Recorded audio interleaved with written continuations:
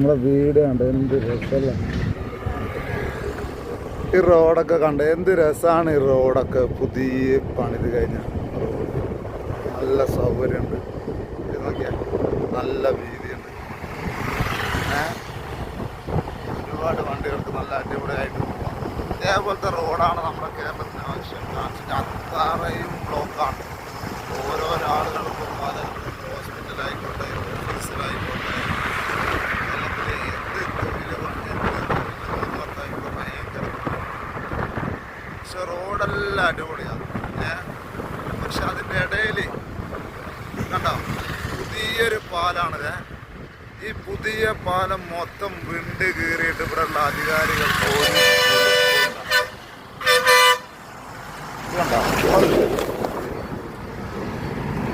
നല്ല